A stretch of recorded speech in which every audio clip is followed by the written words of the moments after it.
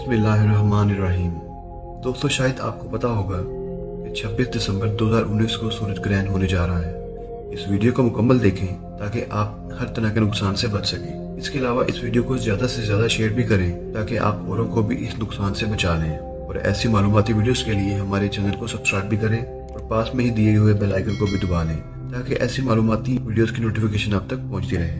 दोस्तों, जब रसूल खुदा सल्लल्लाहु अलैहि वसल्लम के बेटे इब्राहिम की वफ़ात हुई तो इस पर रसूल पाक सल्लल्लाहु अलैहि वसल्लम ने इरशाद मुबारक फरमाया कि किसी की भी वफ़ात को सूरज ग्रहण से तशबीह ना दो, क्योंकि इस वक्त रवायात बताती हैं कि सूरज ग्रहण हुआ था और लोगों को गुमान होने लगा था कि रसूल पाक के बेटे की वफ़ात में ये सूरज ग्रहण हुआ है। लेकिन रसूल पाक सल्लल्लाहु अलैहि वसल्लम ने फरमाया कि नहीं, ऐसा नहीं है। आप नमाज आयात अदा करें और घर या मस्जिद में ही रहें। खुद रसूल पाक सल्लल्लाहु अलैहि वसल्लम भी घर या मस्जिद में ही रहे। इस साल 2019 26 दिसंबर को सबसे ज्यादा खतरनाक सूरज ग्रहण होने जा रहा है। पाकिस्तान के तमाम जनूबी इलाके में 11 अगस्त 1999 में ऐसा ही सूरज ग्रहण देखने को मिला था, जिसमें 100% चांद का हिस्सा सूरज के पीछे छुप गया था। और अब पूरे 20 साल बाद 26 दिसंबर 2019 को फिर ये सूरज ग्रहण हमें देखने को मिलेगा, जो कि सुबह 7:30 बजे शुरू होगा और तकरीबन 10:15 बजे ये अपने अरूज पर पहुंच जाएगा और इसके बाद 1:15 पर ये ढल चुका होगा। यानी पाकिस्तान में उस वक्त मगरिब जैसा मंजर देखने को मिलेगा।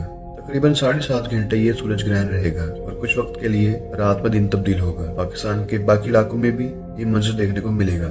सूरज ग्रहण के असरात के लिए जरूरी अहकामात ये हैं कि जब मुकम्मल सूरज ग्रहण या 80% से ज्यादा सूरज ग्रहण हो तो इस वक्त दर्जा हरारत एकदम कम हो जाता है। सूरज ग्रहण के दौरान बगैर सूरज को किसी फिल्टर वाले चश्मे के इसे देखना आंखों के लिए इंतहाई नुकसानदेह साबित हो सकता है और वो शख्स या जो भी कोई हो वो अंधा हो सकता है।